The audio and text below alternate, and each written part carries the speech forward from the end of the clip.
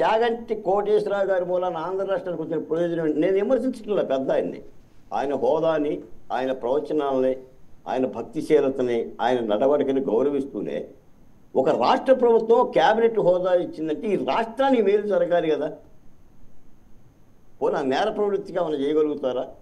ఇప్పుడు మీరు అనుకుంటున్న అత్యాచారాలకి ఆయన నియమించిన ఆ నియామకానికి ఆమోదం తెలిపిన విద్యాశాఖ మంత్రి గారిని అడగండి, ఒకసారి నారా లోకేష్ గారిని అడగండి. ఎందుకండి మనకి పనికిరాని సలహాదారులందరూ ఎందుకండి అని అడగండి. మీరు కాదు వాసుదేవ్ గారు, మీరు అడగండి. పనికిరాని అంటే ఏమాత్రం ఉపయోగం లేని సలహాదారులు ఎందుకు? నేను మాట చెప్తున్నాను, ఇంటికి పంపించేయండి. ఆయన ఎలాగో రిటైర్ అయ్యారు, ఆయన పెన్షన్ వస్తుంది, హ్యాపీగా 2 పూటలు తినడానికి ఆయనకు అవకాశం ఉంటుంది, పంపించేమనండి. కాదండి, నేను అంటున్నానండి, ఈ రాష్ట్ర ప్రజల సొమ్మది, ఈ రాష్ట్ర ప్రజల డబ్బది. పరిపాలన ప్రజల కళ్ళలో నుంచి చూడాలి, నాయకుల కళ్ళలో నుంచి చూస్తేటంటే. అందుకని ఆయనకి చెప్పండి పంపించేమని. వాళ్ళు మీకు గౌరవం. నేను అడుగుతున్నా వాసుదేవ్ గారు, ఈ నలుగురు వచ్చి రాష్ట్రానికి ఏం చేస్తారు చెప్పండి? ప్రముఖులు ఈ రాష్ట్రంలో వేటి చేస్తారు చెప్పండి? గౌరవించాలి, గౌరవించే దగ్గర గౌరవించాలి.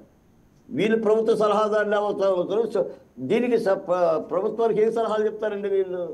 నాకేం అర్థం కావడం లేదు. బహుశా నాకు తప్పు అయితే నా అభిప్రాయాన్ని మార్చుకుంటా.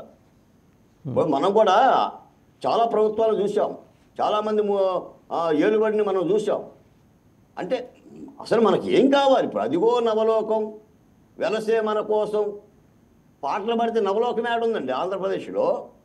పక్కనే గంజాయితో అత్యాచారాలు చేస్తున్నారు, కత్తులు పట్టుకుని నరుకుతున్నారు. నేను ఒక మాట చెప్పానండి, ఢిల్లీని తరదన్నే రాజధాని, ప్రపంచాన్ని తరదన్నే రాజధాని అని మనం కాదు చెప్పాల్సిందే, ఢిల్లీ వాళ్ళు చెప్పాలి.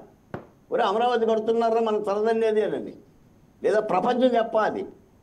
అంటే ఏదంట ఇప్పుడు రాగమేమో పెద్దగా తీసేసి ఆఖరికి ఏదో చేసినట్టుగా ఉన్న స్థితి వేరండి ఆంధ్రప్రదేశ్. మనకు ఒక విజన్ అనేది ఉండాలి సార్. మనకు ఒక విజన్ అనుకుంటే కాదని నేను అన్ను, విజన్ పెట్టుకోవద్దని నేను అన్నా ఒకే సెకండ్, మళ్ళీ మీరే మాట్లాడతారు. ఒకే సెకండ్. మనం ఇంత చేస్తాము అనే ఆలోచన మనం పెట్టుకుంటే దాంట్లో సగమైనా చేస్తాము అనేది. అట్లా లేకుండా నేను ఊరు కడతాను అనుకుంటే ఊరు కాదు, చిన్నది కూడా కట్టలేం కదా. మన ఆలోచన తీరు అనేది అయినా పెద్దది ఉండాలి కదా అనే ఆలోచన చేయాలని చెప్తున్నాను నేను.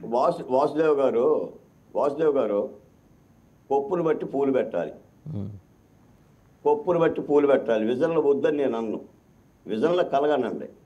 ఈ రాష్ట్రంలోకి ఏం కావాలి దాన్ని బట్టే పరిపాలన చేయాలి. ఎందుకంటున్నానంటే నేను ఇదే వికటిస్తూ ఉంటుంటాను. ఏమంటే నేను ఒక మాట అడుగుతున్నా వాసుదేవ్ గారు, ఇందులో సురేంద్ర గారు ఉన్నారు. 2047 నాటికి పేదరిక నిర్మూలన సాధ్యపడుతుందండి.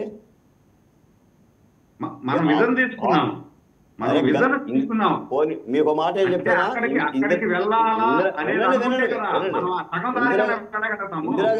ఇందిరాగాంధీ గారు గరీబీ హఠావో అంత విన్నారా?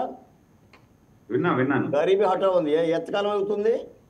ఈ దేశంలో స్వాతంత్రం వచ్చి ఎంతకాలం అవుతుంది? ఏబిసిడి వర్గీకరణ చేసుకుంటున్నాం మనం.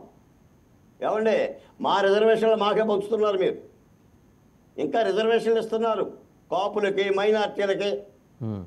రైట్. బాలకోట గారు ఒకసారి చాగంటి గారు